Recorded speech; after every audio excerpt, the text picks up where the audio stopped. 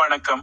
இன்றைய நமது அரசியல் அலசலில் தமிழக அரசியலில் பெரும் விவாதத்தை ஏற்படுத்தியுள்ள அண்ணாமலை அவர்களின் தேர்தல் பரப்புரை மற்றும் அவரது தற்போதைய அரசியல் நிலைப்பாடு குறித்து விரிவாக பார்ப்போம்.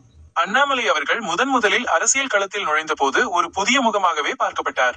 இருப்பினும் திமுக மற்றும் அதிமுக மீதான ஊழல் புகார்களை அவர் மிக தைரியமாக முன்வைத்த போது தமிழக பாஜக இளைஞர்கள் மத்தியில் ஒரு பெரும் எழுச்சி ஏற்பட்டது. இதன் விளைவாக தமிழகத்தின் பட்டி தொட்டி எங்கும் பாஜகவின் குரல் ஒலிக்க தொடங்கியது.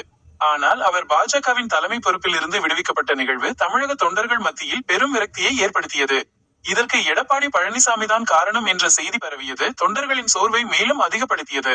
இந்த சூழலில் சட்டமன்ற தேர்தலில் போட்டியிடாமல் மக்கள் செல்வாக்கை இழந்த எடப்பாடி அவர்களுக்கு அண்ணாமலை அவர்கள் பிரச்சாரம் செய்வது பாஜக இளைஞர்களிடமும் பொதுமக்களிடமும் அவர் மீது இருந்த தனிப்பட்ட மரியாதையை வெகுவாக குறைத்துள்ளது. அண்ணாமலை அவர்கள் ஒன்றை உணர வேண்டும். அவர் தேசிய கட்சியின் கட்டுப்பாட்டில் இருந்தாலும் எப்போதும் தமிழக மக்களின் நலனுக்காகவே முன்னிற்க வேண்டும்.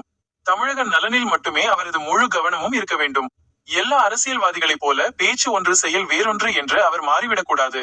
ஏனெனில் உங்கள் பின்னால் ஒரு பெரும் இளைஞர் பட்டாளம் இருக்கிறது. அவர்களுக்கு நீங்கள் நம்பிக்கையூட்ட வேண்டும். தேசிய கட்சியாக இருந்தாலும் மக்களின் விருப்பத்திற்கு மாறாக செயல்பாடுகள் இருந்தால் அதை துணிந்து தட்டி கேட்கவும் அதற்கேற்ப முடிவெடுக்கவும் அண்ணாமலை முன்வர வேண்டும். அப்போதுதான் இளைஞர்கள் உங்கள் மீது வைத்துள்ள நம்பிக்கை துளியும் குறையாமல் இருக்கும். யாருடைய ஊழலை நீங்கள் மிக கடுமையாக விமர்சித்தீர்களோ அதே நபர்களுக்கு ஆதரவாக என்று பிரச்சாரம் செய்வது உங்களையும் மக்கள் சந்தேக கண்ணோடு பார்க்க வைத்துவிடும். மக்கள் உங்களை வெறுக்க தொடங்கும் சூழலை நீங்களே உருவாக்கி விடாதீர்கள். அண்ணாமலை அவர்கள் இளைய வயதினர் என்பதால் மக்கள், குறிப்பாக இளைஞர்கள், உங்கள் மீது அதீத நம்பிக்கை வைத்துள்ளனர்.